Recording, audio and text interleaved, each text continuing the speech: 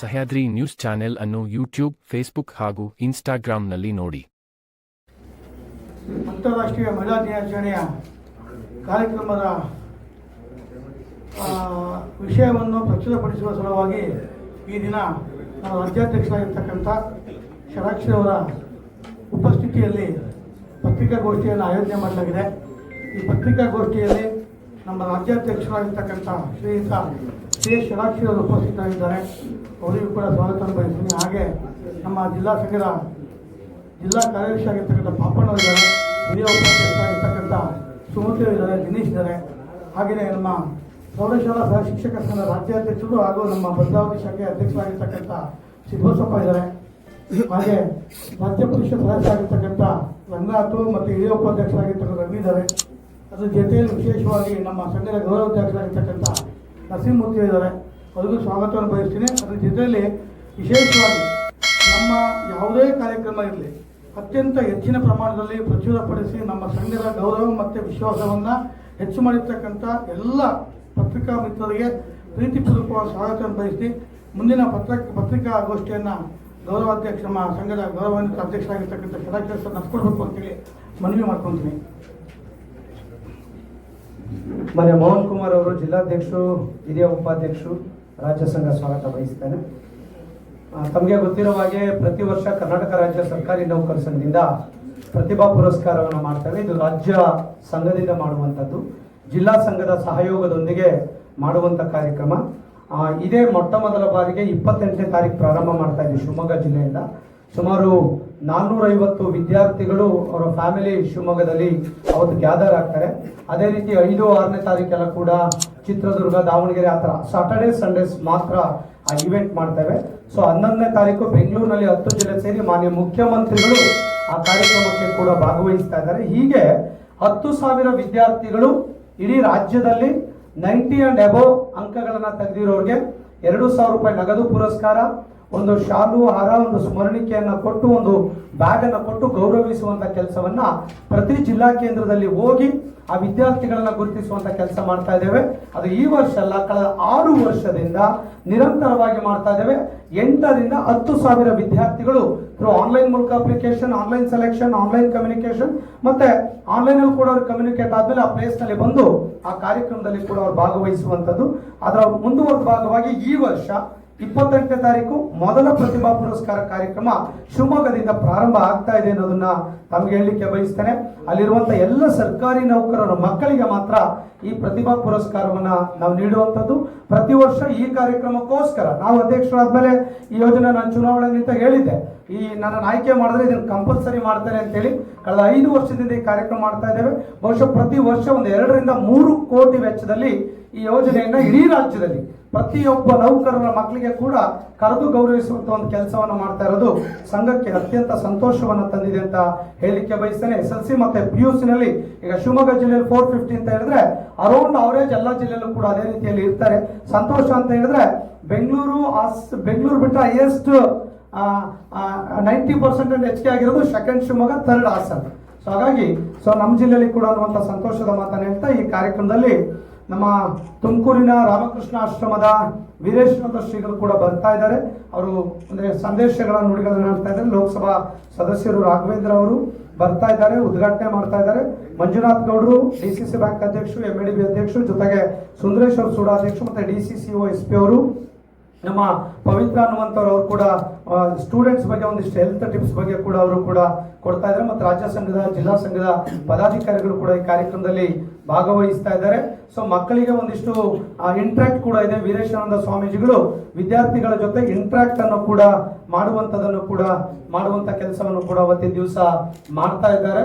So ಹಾಗಾಗಿ ವಿದ್ಯಾರ್ಥಿಗಳಿಗೆ ಸಂದೇಶ ಕೊಡೋದು, ಪೇರೆಂಟ್ಸ್ಗೆ ಮೆಸೇಜ್ ಕೊಡೋದು ಕೂಡ ಈ ಕಾರ್ಯಕ್ರಮದ ಮೂಲ ಉದ್ದೇಶ ಇದೆ. ಕೇವಲ ಶಿವಮೊಗ್ಗ ಅಲ್ಲ, ಬ್ಯಾಂಗ್ಳೂರಿನಲ್ಲಿ ಕೂಡ 8 ಜಿಲ್ಲೆ ಮಾಡ್ತಾ ಇದ್ವಿ. ಅಲ್ಲಿ ಸಿದ್ಧಗಂಗಾ ಶ್ರೀಗಳು, ಆದಿಚುಂಚನಗಿರಿ ಶ್ರೀಗಳು ಮತ್ತೆ ಜಸ್ಟಿಸ್ ಆ ಥರದನ್ನೆಲ್ಲ ಕರೆಸಿ ಅಲ್ಲಿ ಮಾಡ್ತಾ ಇದ್ದೇವೆ. ಎಲ್ಲೆಲ್ಲಿ ಎಕ್ಸ್ಪರ್ಟ್ಸ್ಗಳಿದ್ದಾರೆ, ಸಾಧಕರಿದ್ದಾರೆ, ಚಿಂತಕರಿದ್ದಾರೆ, ವಿಶಾಲ ಚಿಂತಕರಿದ್ದಾರೆ, ಅಂಥವ್ರನ್ನೆಲ್ಲ ಕರೆಸಿ ಈ ಕಾರ್ಯಕ್ರಮದಲ್ಲಿ ಒಂದು ಸಂದೇಶ ಕೊಡುವಂತ ಕೆಲಸವನ್ನ ನಾವು ಪ್ರತಿ ವರ್ಷ ಕೂಡ ಮಾಡ್ತಾ ಇದ್ದೇವೆ. ಅದರ ಮುಂದುವರೆದ ಭಾಗವಾಗಿ ಸೊ ಇವತ್ತು ಇಲ್ಲಿ 28ನೇ ತಾರೀಕು ಭಾನುವಾರ ಬೆಳಗ್ಗೆ 10:10ವರೆಗೆ ಈ ಕಾರ್ಯಕ್ರಮ ಪ್ರಾರಂಭ ಆಗ್ತದೆ. ರಿಜಿಸ್ಟ್ರೇಷನ್, ತಿಂಡಿ, ಊಟ, ನೆನಪಿನ ಕಾಣಿಕೆ ಆ ಥರದೆಲ್ಲ ಕೊಟ್ಟು ಒಂದು ಅದ್ಭುತವಾಗಿರುವಂತಹ ಕಾರ್ಯಕ್ರಮವನ್ನ ನಾವು ಸಂಘದ ವತಿಯಿಂದ, ರಾಜ್ಯ ಸಂಘದ ವತಿಯಿಂದ ಮಾಡ್ತಾ ಇದ್ದೇವೆ ಅನ್ನುವಂಥ ಮಾಹಿತಿಯನ್ನು ಕೂಡ ಹೇಳಲಿಕ್ಕೆ ನಾನು ಬಯಸ್ತೇನೆ. ಇದರ ಜೊತೆ ನಮ್ಮ ಅಂತಾರಾಷ್ಟ್ರೀಯ ಮಹಿಳಾ ದಿನಾಚರಣೆ ಕಾಂಪಿಟೇಷನ್ಸ್ ಮಾಡಿದ್ವಿ, ಅದು ಕೂಡ ನಾವು ಆರ್ಗನೈಸ್ ಮಾಡ್ಲಿಕ್ಕೆ ಆಗಿರಲಿಲ್ಲ. ಸೊ ಮೇನಲ್ಲಿ ಫಸ್ಟ್ ಮೇನಲ್ಲಿ ಮಾಡಿದ್ವಿ ಅದು.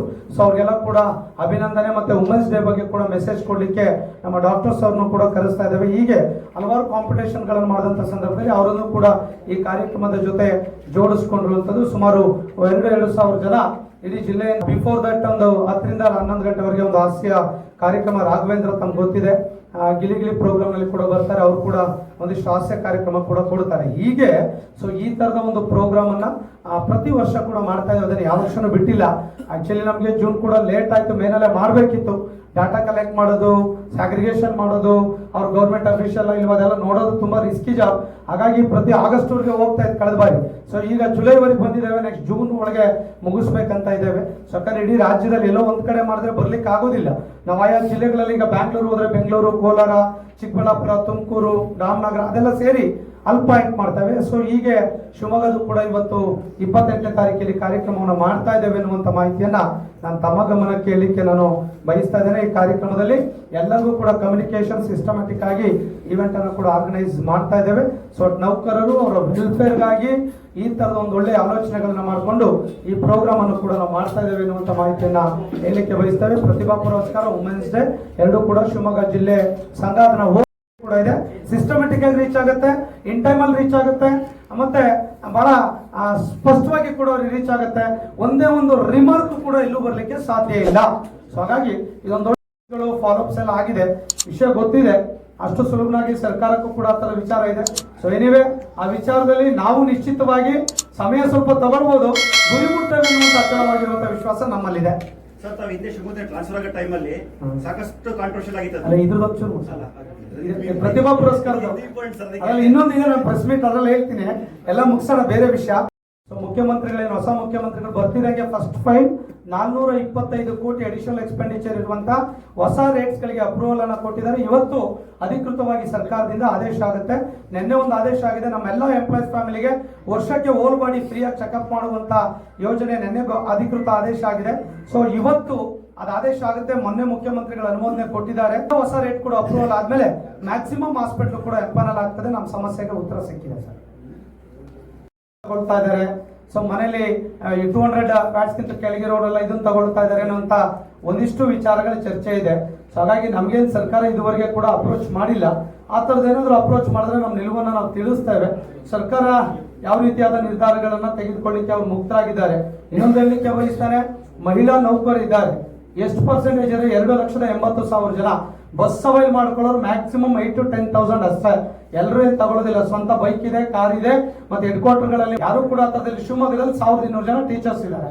ಈಗ ಸಿರಿಗೆರೆ, ತಮ್ಮನಹಳ್ಳಿಗೆ, ಉಮ್ಳೆಬೈಲಿಗೆ ಗೌರ್ಮೆಂಟ್ ಬಸ್ ಎಲ್ಲ ಹೋಗೋದಿಲ್ಲ. ಎಕ್ಸಾಂಪಲ್ ಆ ತರದಲ್ಲಿ ಇದ್ದಾರೆ. ಎಲ್ಲೋ ಶಿಕಾರಿ, ಸೊರಬಕ್ಕೆ, ಸಾಗರಕ್ಕೆ ಎಲ್ಲಿ ಗೌರ್ಮೆಂಟ್ ಬಸ್ಸಸ್ಗಳಿದೆ? ಎಲ್ಲರೂ ಪ್ರೈವೇಟ್ ಅಲ್ಲಿ. ಆತರ ಪ್ರೈವೇಟ್ ಲೈನ್ ತುಂಬಾ ಇದೆ. ಸೊ ಎಲ್ಲೆಲ್ಲಿದೆ? ಇನ್ನೇನು ಧರ್ಮಸ್ಥಳಕ್ಕೆ ಹೋಗ್ತಾರೆ, ಕೂಡಲ ಸಂಗಮಕ್ಕೆ ಹೋಗ್ತಾರೆ ಅಂದ್ರೆ ಆ ತರದಲ್ಲಿ ಏನು ಪರಿಸ್ಥಿತಿಗಳಿಲ್ಲ, ರಜೆಗಳಿಲ್ಲ. ಶನಿವಾರ ಮಧ್ಯಾಹ್ನ ಮುಗಿದ್ರೆ ಹೋಗಿ ಬರೋಕ್ಕೂ ಟೈಮ್ ಆಗಲ್ಲ. ಹಾಗಾಗಿ ಹೆಚ್ಚಿನ ಅವೈಲೇಬಲ್ ಬಳಸ್ಕೊಳ್ತಾ ಇಲ್ಲ ಅನ್ನೋದನ್ನು ಕೂಡ ಹೇಳಲಿಕ್ಕೆ ಬಯಸ್ತೇನೆ. ಸೊ ಹಾಗಾಗಿ ನೋಡೋಣ, ಅವ್ರೇನಿನ್ನ ಗೃಹಲಕ್ಷ್ಮಿ ಆ ತರದೆಲ್ಲ ನಮ್ಗೆ ಯಾರಿಗೇನು ಸಿಗೋದಿಲ್ಲ. 2 ಅಷ್ಟೇ ಸಿಗ್ತಾ ಇರೋದು. ಸೊ 2ರಲ್ಲಿ ಎಲ್ಲರೂ ಕೂಡ ತಗೊಳ್ತಾ ಇಲ್ಲ. ಇನ್ನೇನು 200 ವ್ಯಾಟ್ಸ್ ಆ ತರದನ್ನ ಎಲ್ಲರೂ ತಗೊಳ್ತಾ ಇಲ್ಲ. ಸೊ ನಾವಿಲ್ಲ, ಬೇರೆ ಯಾರಿಲ್ಲ. ಕೆಲವರು ಯಾರು ಸಣ್ಣ ಮನೇಲಿ ಇರ್ತಾರೆ, ಆ ತರದಿದೆ. ಸರ್ಕಾರ ಅದಕ್ಕೆ ಅವ್ರ ನಿಲುವುಗಳನ್ನು ತೆಗೆದುಕೊಳ್ಳಿ. ನಾವೇನಾದ್ರ ಬಗ್ಗೆ ವಿರೋಧಗಳನ್ನು ವ್ಯಕ್ತಪಡಿಸೋದಿಲ್ಲ. ಸರ್ಕಾರ ನಿಲುವೇನ್ ತಗೊಂಡಿಲ್ಲ. ಸರ್ಕಾರ ನಿಲುವೇನ್ ತಗೊಂಡಿಲ್ಲ. ಗಿವ್ ಅಪ್ ಸ್ಟೈಲ್ ಅಲ್ಲಿ ಏನಾದ್ರು ಬಿಟ್ಕೊಡ್ಬೇಕು. ಗಿವ್ ಅಪ್ ಅನ್ನೋದು ಈಗ 1 ತಿಂಗಳು 2 ತಿಂಗಳಿಂದ ಹೇಳಿದ್ರು. ಬಟ್ ನಮಗ್ ಬಂದಿಲ್ಲಲ್ಲ ಸರ್. ನಮಗ್ ಕೇಳಬೇಕಲ್ಲ. ನಮಗ್ ಕೇಳಿಲ್ಲ ಸರ್. ನಾವು ಕೊಡ್ಬೇಕಾದ್ರೂ ನಮಗ್ ಕೇಳಿಲ್ಲ. ಈಗಾದ್ರೂ ಕೇಳಿದ್ರೆ ಅವ್ರಿಗೆ ಉತ್ತರ ಕೊಡ್ತಾರೆ ಸರ್. ಹಾಗಾಗಿ ಅವ್ರು ಕೇಳಿದಾಗ ರಿಪ್ಲೈ ಮಾಡೋಣ ಅಂತೀನಿ. ಪರಮೇಶ್ವರ್ ಸ್ವಾಮಿ ಬೇಗ ಬನ್ರಿ, ಲೇಟ್ ಮಾಡ್ಬಾರ್ದು. ಬೇಗ ಬನ್ನಿ. ವಾರ ಕಂಟ್ರಾಜ್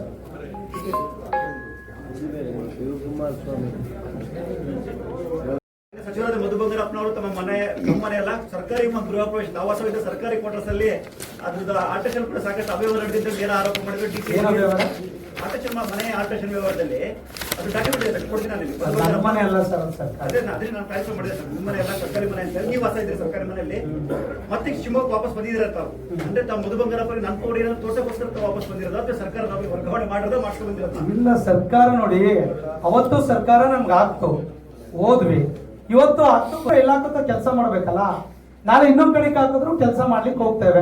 ಈಗ ಮಾಡಲ್ಲ ಅಂತ ಹೇಳಲಿಕ್ಕೆ, ಮಾಡ್ಲಿಲ್ಲ ಅಂದ್ರೆ ರಾಜೀನಾಮೆ ಕೊಟ್ಟು ಮನೆಗೆ ಹೋಗು ಅಂತ ಹೇಳ್ತಾರೆ. ಹಾಗಾಗಿ ಸರ್ಕಾರ, ನಾವು ಕರ್ನಾಟಕದಲ್ಲಿ ಎಲ್ಲಿ ಬೇಕಾದ್ರೂ ಹೋಗ್ಬೋದು, ಕರ್ನಾಟಕದಲ್ಲಿ ಎಲ್ಲಿಗೆ ಬೇಕಾದ್ರೂ ಹೋಗ್ಬೋದು, ಎಲ್ಲಿಗೆ ಬೇಕಾದ್ರೂ ಸರ್ಕಾರ ಹಾಕ್ಬೋದು. ಸಂದರ್ಭಗಳು ಹಾಕಿರುತ್ತೆ, ಹಾಕಿದಾಗ ಅದನ್ನ ಸ್ವಾಗತ ಮಾಡಿದ್ದೇವೆ, ಹೋಗಿದ್ದೇವೆ, ಕೆಲಸ ಮಾಡಿದ್ದೇವೆ. ಅಲ್ಲ, ಮತ್ತೆ ಬಂದಿಲ್ಲ, ಹಾಕಿದರೆ ಬಂದಿದ್ದಾರೆ. ನಾನು ಬರಕ್ ಬರಲ್ಲ ಸರ್, ಅದು ಸರ್ಕಾರ ಹಾಕಿರುತ್ತೆ, ನಾವು ಬಂದಿರ್ತಾರೆ. ಅಲ್ಲ, ಒಂದ್ ರೀತಿ ಪರೋಕ್ಷವಾಗಿ ಮಧು ಬಂಗಾರಪ್ಪ ತಾವು ಅಲ್ಲ, ಪರೋಕ್ಷ ಅಂತಲ್ಲ ಸರ್. ಈಗ ಮತ್ತೆ ನಾಳೆ ಚೇಂಜ್ ಮಾಡಿದ್ರು ಹೋಗ್ತೇವೆ, ಅದೇ ಯಾಕಿದೆ? ಅದೇ ಈಗ IAS ಆಫೀಸರ್ 2 ವರ್ಷ ಇರ್ತಾರೆ, ಚೇಂಜ್ ಮಾಡಿದ್ರು ಅಂತಲ್ಲ. ಸರ್ಕಾರ ಒಂದು ಪಾಲಿಸಿ, ಇಲ್ಲಿಗೆ ಅವಶ್ಯಕತೆ ಇತ್ತು ಹಾಕಿದ್ದಾರೆ, ಮುಂದೆಲ್ಲ ಅವಶ್ಯಕತೆ ಬೇಕು ಅಂದ್ರೆ ಹೋಗ್ತೇವೆ ಅಷ್ಟೇ. ಅದರಲ್ಲೇನೋ ರಾಜಕೀಯವಾಗೋ ಇನ್ನೊಂದು ಉದ್ದೇಶಗಳೇನಿಲ್ಲ. ಸೊ ಅದನ್ನ ಹಾಕಿದೆ, ಅದನ್ನು ಮುಕ್ತದಿಂದ ಸ್ವಾಗತಿಸ್ತೇವೆ. ನನಗೆ ಕಾನೂನುಗಳೇನಿಲ್ಲ, ಇದ್ರ ವಿರುದ್ಧ ಯಾಕೆ ಹೋಗ್ಬೇಕು ಅನ್ನುವಂತ ಅನಿವಾರ್ಯತೆ ಅವಶ್ಯಕತೆಗಳಿಲ್ಲ. ಸೊ ಆ ಥರ ಸಂದರ್ಭಗಳು ಬಂದಿಲ್ಲ. ಬೆಂಗಳೂರು ಹಾಕಿದಾಗಲೂ ಸ್ವಾಗತಿಸಿದ್ದೇವೆ, ಇಲ್ಲಿಗೆ ಹಾಕಿದಾಗಲೂ ಸ್ವಾಗತಿಸಿದ್ದೇವೆ. ವಿರೋಧಗಳೇನು, ನಾಳೆ ಇನ್ನೊಂದು ಕಡೆಗೆ ಹಾಕಿದ್ರು ಸ್ವಾಗತಿಸ್ತೇವೆ ಇದೇ ಮಾಧ್ಯಮದ ಮೂಲಕ.